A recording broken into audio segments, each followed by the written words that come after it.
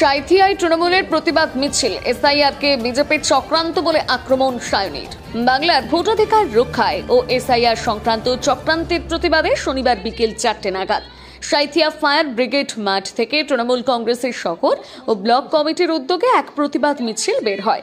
মিছিলটি সাঁইথিয়া শহর পরিক্রমা করে চারতলা মোড়ে এসে শেষ হয়। সেখানে আয়োজিত পথসভার মাধ্যমে শেষ হয় দিনের কর্মসূচি। পথসভায় প্রধান বক্তা হিসেবে উপস্থিত ছিলেন তৃণমূল যুব কংগ্রেসের সভানেত্রী ও যাদবপুরের সাংসদ সায়নী ঘোষ।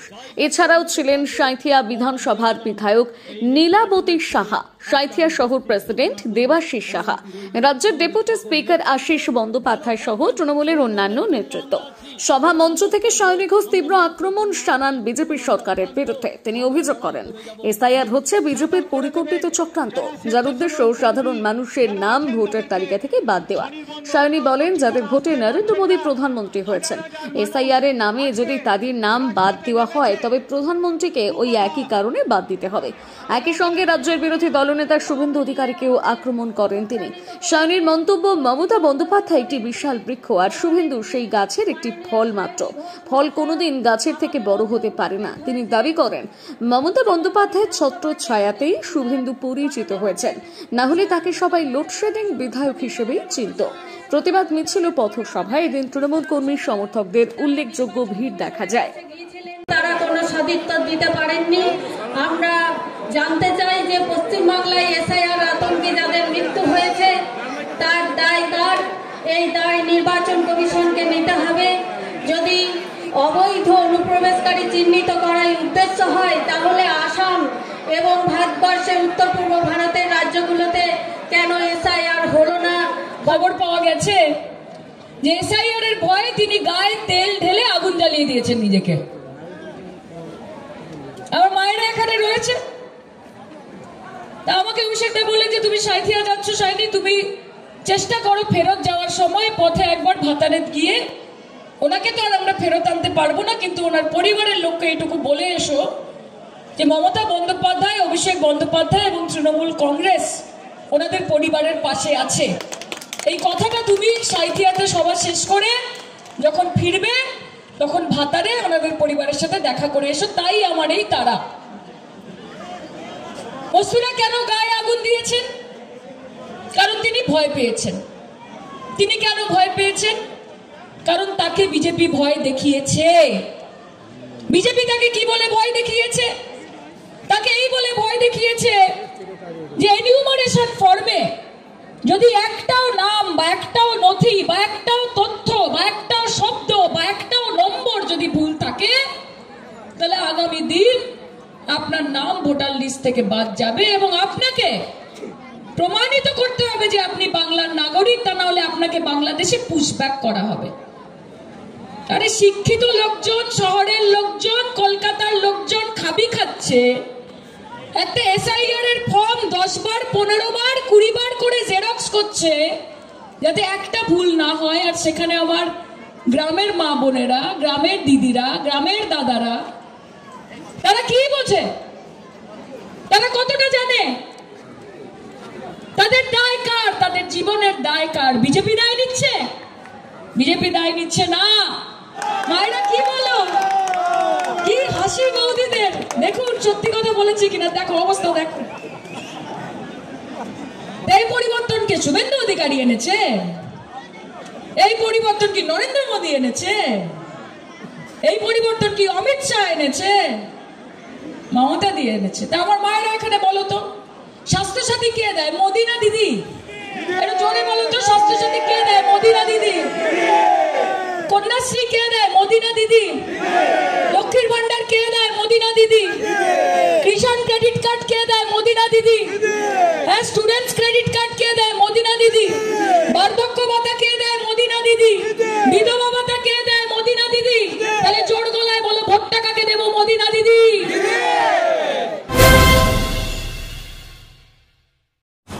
নমস্কার, এমপিপি জুয়েলার্সের পক্ষ থেকে সকলকে জানাই সাদর আমন্ত্রণ। কলকাতার স্বনামধন্য এমপিপি জুয়েলার্স এখন বোলপুরে সুপার মার্কেটে এখানে পেয়ে যাচ্ছেন হলমার্ক HYD কোড সহ বিভিন্ন হালকা থেকে ভারী গহনা সম্ভার, এছাড়া ডায়মন্ডের বিভিন্ন প্রোডাক্ট, 18 ক্যারেটের বিভিন্ন প্রোডাক্ট এবং জ্যোতিষী পরামর্শ অনুযায়ী বিভিন্ন ধরনের রত্নভাণ্ডার। এছাড়াও এখানে পেয়ে যাচ্ছেন বিভিন্ন অভিজ্ঞ জ্যোতিষীর পরামর্শ সুযোগ। সকলকে জানাই শারদীয়ার সাদর আমন্ত্রণ এবং শুভেচ্ছা ও অভিনন্দন। সবাই আসুন, MPP জুয়েলার্স আপনাদের সকলকে স্বাগত জানায়। নমস্কার। বোলপুরে খুলল রয়্যাল ফার্নিচারের নীলকমল শোরুম। এলাকাবাসীর জন্য সুখবর, আর উন্নত মানের ফার্নিচার কেনাকাটার জন্য দূরে যেতে হবে না। বোলপুর শহরে শুরু হলো নতুন আঙ্গিকে রয়্যাল ফার্নিচারের নীলকমল শোরুম। শহরের RK সিনহা রোড, চিত্রা মোড়ে, টাউন ক্লাবের সন্নিকটে দোতলায়। শোরুমে মিলবে আপনার পছন্দের নানা ধরনের ফার্নিচার, সোফা, ডাইনিং টেবিল, বিছানা, বুকশেলফ, কাউন্টার টেবিল, চেয়ার সহ এক ছাদের তলায় থাকছে নানা রকম নীলকমল ব্র্যান্ডের নিত্য ব্যবহার্য সামগ্রী। আজই আসুন আর নিয়ে যান আপনার সুন্দর বাড়ির জন্য নিত্য ব্যবহার্য আসবাব। যোগাযোগ RK সিনহা রোড, বোলপুর চিত্রা মোড়, টাউন ক্লাবের সন্নিকটে। ফোন নম্বর 7908680814। বোলপুরে একমাত্র বস্ত্র সম্ভারের স্পেশাল কালেকশন, স্পেশাল মানুষজনের জন্য, পরিবারের সকল সদস্যের জন্য কেনাকাটা করতে চলে আসুন রাধাশ্যাম আগরওয়ালা সুশীলের দোকানে। আপনার মন মতো পোশাকের সম্ভার নিয়ে হাজির আমরা। মহিলাদের জন্য হাল ফ্যাশনের নতুন কালেকশন, পুরুষদের জন্য আকর্ষণীয় ডিজাইনের বিপুল সম্ভার। এছাড়াও বাড়ির কচি কাচাদের জন্য রয়েছে বিপুল পোশাকের সম্ভার।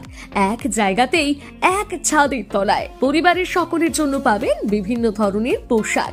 বোলপুরে বস্ত্র ব্যবসায়ের একমাত্র ভরসা রাধাশ্যাম আগরওয়ালা সুশীল। যোগাযোগ Radhashyam Agarwala Sushil, Santiniketan road, Bolpur. Phone number 7908094539।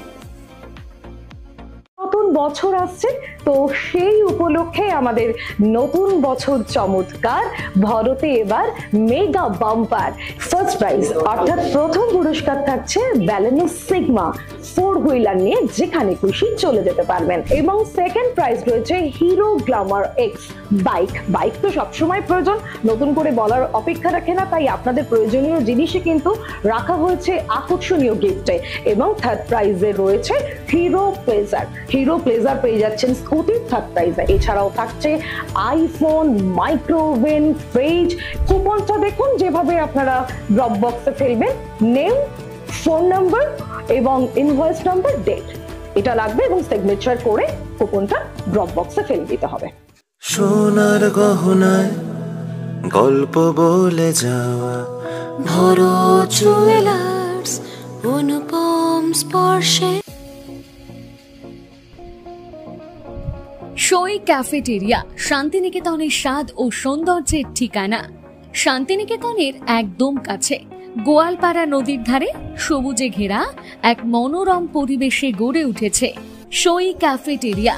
প্রকৃতির কোলে নির্মিত এই ক্যাফেটেরিয়াতে সকাল থেকে রাত যে কোনো সময় আপনি উপভোগ করতে পারেন সুস্বাদু খাবারের সম্ভার। সকালের হালকা ব্রেকফাস্ট হোক বা দুপুরের জমজমাট লাঞ্চ, সন্ধ্যা স্ন্যাক্স অথবা রাতের ডিনার, সবই মিলবে এক ছাদের নিচে। চাইনিজ, কন্টিনেন্টাল অথবা খাঁটি বাঙালিয়ানা খাবারের স্বাদ পেতে এখনই আসুন সই রেস্তোরাঁয়। পরিবার বা বন্ধুদের নিয়ে একবার এলেই বারবার আসতে মন চাইবে। রেস্তোরাঁর প্রাকৃতিক পরিবেশ, আন্তরিক পরিষেবা এবং সুস্বাদু রান্না আপনার মন জয় করবেই। আজই পরিকল্পনা করুন শান্তিনিকেতনে এক স্বাদ ভ্রমণের, আর আপনার পরবর্তী গন্তব্য হোক সই ক্যাফেটেরিয়া।